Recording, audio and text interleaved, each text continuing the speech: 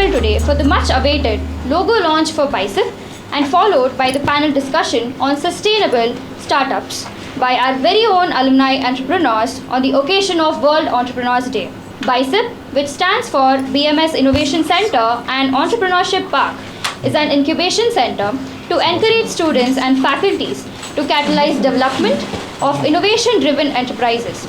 The center has been recognized and approved as the host institute to set up business incubator of Ministry of MSME, Government of India. The incubation center engages to enable students to get first-hand experience in entrepreneurship, promote innovation at the institute, and provide comprehensive and integrated range of support, including space, mentoring, training programs, networking, and an array of other benefits.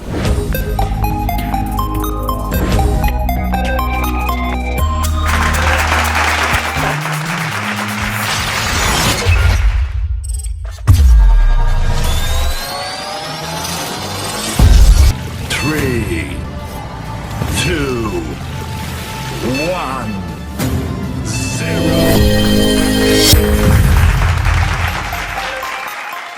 This tagline is not just a statement, it is a promise that BICEP is committed to being the catalyst that propels dreams to their fullest potential. It's not just an image, it's a testament to the collective vision, dedication, and relentless pursuits of excellence that defines BICEP. India is the most populous country also. About 140 crores, the recent estimate says. What is interesting here is, have you heard of the word demographic dividend? Demographic dividend means the proportion of the population, this 140 crores, which is now available to you for productive work, is more than the people who depend on that population. That means more than 70 crore people are now available to you for productive work, right? And majority of those people are in the agrarian economy, still remember that. Not even manufacturing, forget about information economy and knowledge economy. You are still there, large number of people. Now the question is, there is a huge labor available to you, but less skill and lesser jobs. If you don't have enough jobs, variety of jobs, volume of jobs, rather the quantity of jobs, widespread jobs in this country, what will happen to the set of people who are now waiting for jobs? In about 8 to 10 years, what is known to be a demographic dividend for this country can be a demographic disaster for this country. Because what a person or what a mind without job will do, will always be watching what others do. The people who are like capitalists who are enjoying or who do good job and good businesses now, they'll have good comforts and high quality of living. The large population who don't have this will be watching them, and they also have to survive. Naturally, the next alternative for them is to snatch and live. Snatch the people who are well-to-do and live somehow. That means there will be lots of social tensions and evils that crop up if you don't provide jobs to this set of people. That means what is an advantage now, if converted properly, can be a total disadvantage to this country if not addressed properly. And that's where these people are required. People who create jobs are required to do. If you don't do that, then that's a big problem. Government is doing its best. People are doing their best to create jobs, but still we are far away from meeting the requirements. That's what we are seeing. And we see that we keep hearing, reading everywhere that India is so good with respect to startup, Bangalore is the startup capital. Fine, that's all fine. But how have we addressed these problems, especially the kind of unemployment, especially the problem of upgrading the skills, or moving the people from agrarian skill towards manufacturing skill to, how are we moving them the ladder of skills? If you don't do that, then what will happen? This is the issue. Now, people keep saying about, no, we only have about 5% of the startups become successful, not more than that. Fortunately, we have some of those 5% here with us. What will happen to the 95%? Why they fail is the big issue. I think that's the topic of your discussion today. Correct? Why they fail? Very important reason that I notice for their failure is they take their eyes off the customer all the time. That means they try to solve what is interesting to them. They try to come up with an idea that they have got, regardless of what the customer will say about that. If you do not keep your eyes and ears open to customers' pains, I'm using the word pain. every user community or the customer will have pains. If you are not open to that, not once, all the time with the customer I'm talking about, if you are not continuously empathetic to him or her or that group of community, it's most likely that you will lose sight of what the customer wants. And once you disassociate yourself from the customer, then there is no business at all. Okay, it's very important to have a customer journey, not at the beginning of our development of the product, but throughout, because development of the product happens. Crossing the chasm method, high technology, how to market high technology products, what are the difficulties these kinds of high technology startups face. Okay, initially they take off well, but after 2.5 to 3 or 6% of the people, there's a big chasm before this particular product goes to market over there. How do you cross this chasm in order to make it a survivable kind of a business kind of a thing? These are very important for any particular small company to survive and grow. I wish more and more companies take care of these aspects and many more important aspects, and probably create as many good jobs, gainful jobs as possible for this country. And the advantage that has been created now because of demographic dividend, the kind of growth, the kind of technological outflow that is happening in this country, right? Remember, this demographic dividend is likely to continue up to 2050. Even about 26, 27 years, this dividend will be there compared to any other country in the world. That means it's high time that's why Modi keeps saying, Prime Minister Modi keeps saying, this is India's time. If you don't make it and if you miss the bus here, then you'll have to pay for that heavily. And your future generation will never actually be happy about it. Anyway, thank you all for your patience with me. Thank you. I hope whoever are here have already visited BICEP and seen what all we do there. You must have seen, maybe compared also, what all we are doing in BMSIT with respect to innovation and entrepreneurship. No other colleges may be giving so much of consideration to this side. They may be only in academics and all. But with the vision of our management and principal, sir, we are bringing BICEP type facility to all of you to do your hands-on with entrepreneurship. It is most safe 4 years you have. You are in teacher's hand, you are in parents' hand, you are in all of your people who are guiding you here. We have a very vibrant team at BICEP with our innovation head, incubation head and EDC cell head. All of us are waiting to help you in various ways. You have innovative idea, we have mentor, technical mentor to help you. Not only internal, external also. You have some issues with legal things, we have mentors to help you. You want some seed money, we are there to provide. Many of you go out in other states, we give funds to go in other states to participate in those events. When you step out of the college, you see what others are doing. Kids, school kids are also so much aware, a few of them of course, so much aware of what is happening. Then we think that we may lose things because that generation is coming. So best, as sir told, this is the time. For matching this time, we are thriving hard to help you, but nobody can help if you don't help yourself. So please help yourself, see what all we are doing, try to take maximum out of it, and I am sure if you ask for more, we are here to give you more. You come out, ask for more, we will give as much as you want. I don't think that we will be falling short of providing any type of help.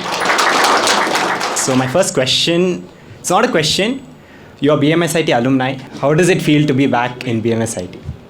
It feels very great. Ours was the first batch and there were very few faculty. So they are making a tremendous hard work to bring up and support the students. I can see the incubation center. Last time when I visited, some of the ISA faculty took me to the incubation center.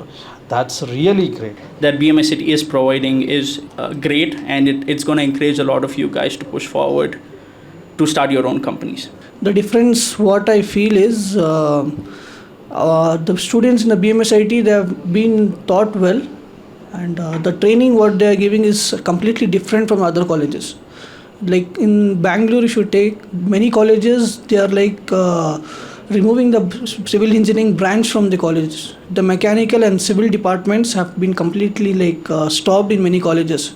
But when I see my campus in BMSIT, the Department of Civil Engineering, they have given them a complete separate block, and the centers, like the systems what they have provided, the facilities what BMSIT civil engineering branch student have is completely different compared to the other colleges.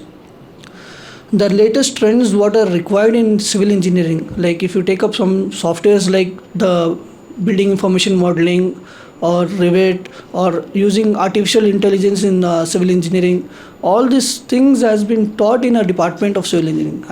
I just walked through a department today. So when I observed, it's completely a new change what this department has got and what college has supported them in all the perspective. And I was very happy to see the growth in our department. But you should have that courage to do anything. Okay, and college, I always, whenever I come this side, I always visit and I talk to my faculties every time. So I am very happy to come here and share the things with you anytime. So if I had to ask you one question, what's one advice you could give to us who are aspiring entrepreneurs? What would you give? First of all, you should have a vision of becoming an entrepreneur. Like you should have a clear mindset. Like I want to do my entrepreneurship. I want to have my own startup. Like when I started my career, like even before selecting my course as a civil engineering, I had my mindset that I have to do construction business. That is my goal. So I selected my course based on that. And during the academics, like when I was in second year itself, there were many constructions happening in our campus, like the new hostel block or the new civil engineering department block. All these constructions were taking place in the department. So I took guidance from my teachers, my faculties, and started learning the process of civil engineering, how it is done, all these basics, the practical knowledge, what I have to gain. Right from second year, I have started this. So all the students, I recommend them, like they should, when they get the free time during the semester holidays, they shouldn't waste that time. It's very crucial time in which you have to build your skills. The skills you have to develop which are required for your entrepreneurship. Like for your future business growth, start building the skills within yourself. Start making a network of people. Meet the people who are there in that business. You should start like interaction with them. You should have a proper networking system. You should make, first of all, you should make somebody as your guide.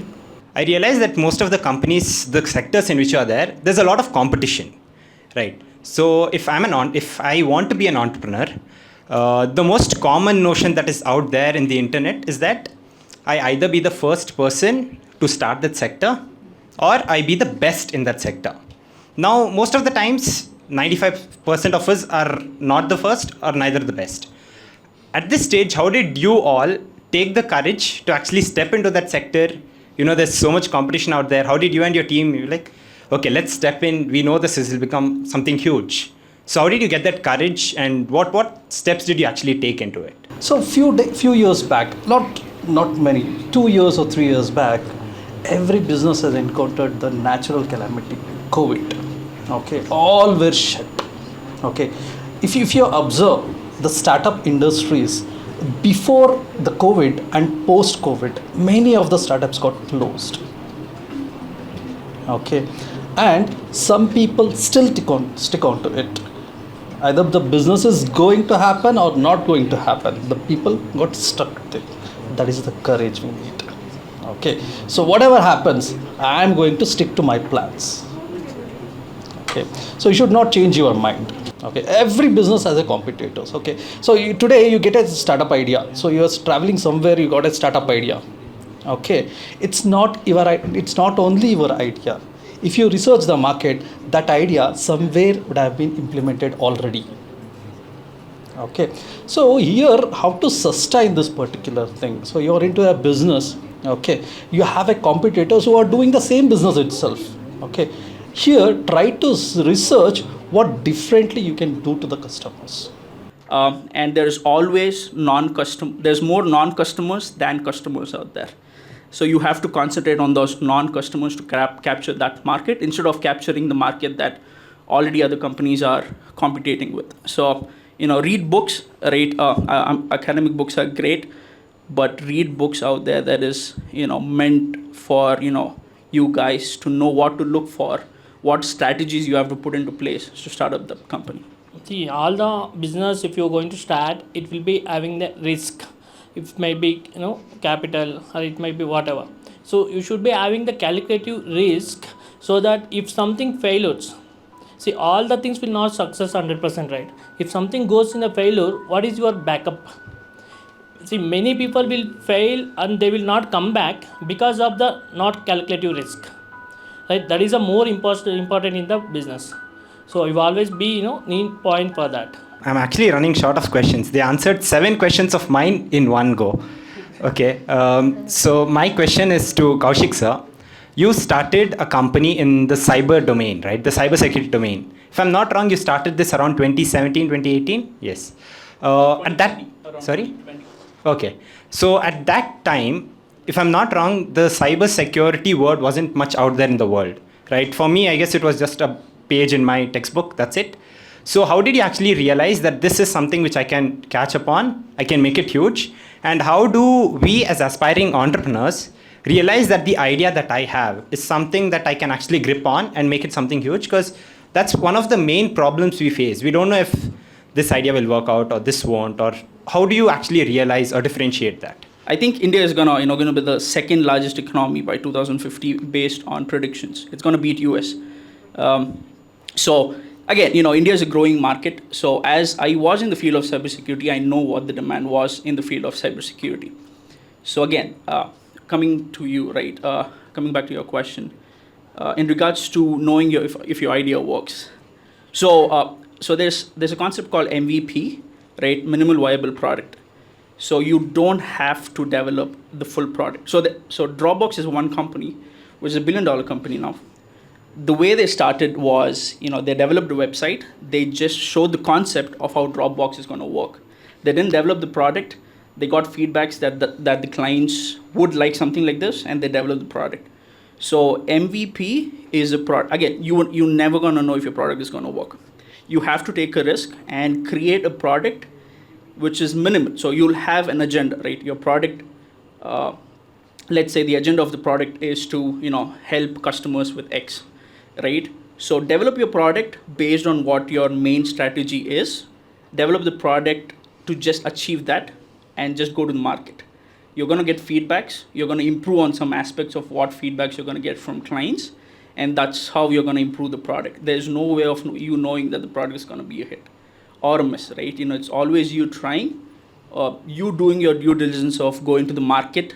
Again, Fog is a good example, right? Fog was, a good example of how they came up, right? The guy, did market research, found the pain points, right? All the perfume companies were gas type, right?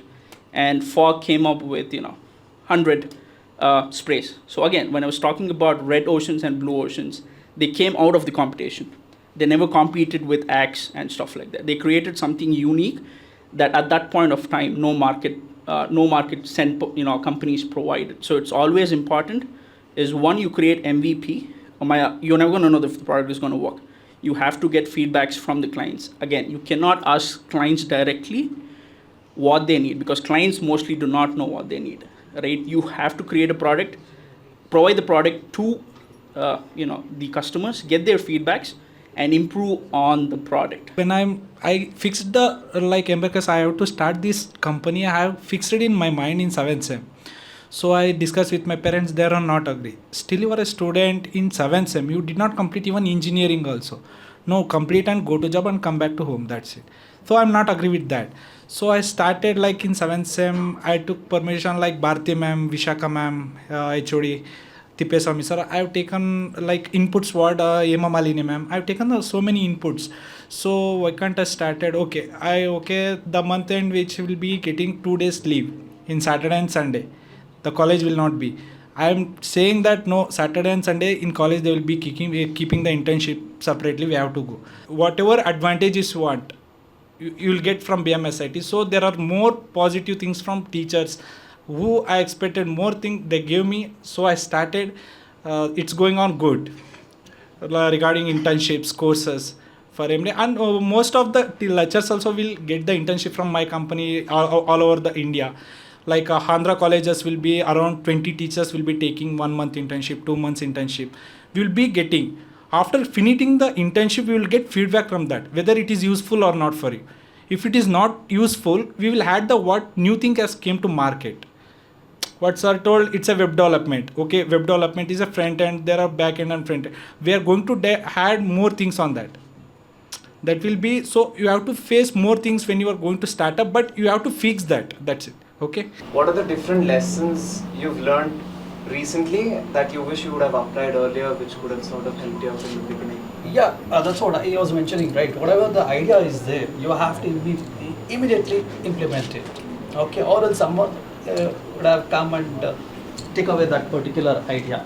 But whenever you get an idea, when you compare Zepto and Graph, you can easily tell now what was the loophole. What was the main loophole? The time. Yeah, okay. So that makes you learn from them. Okay.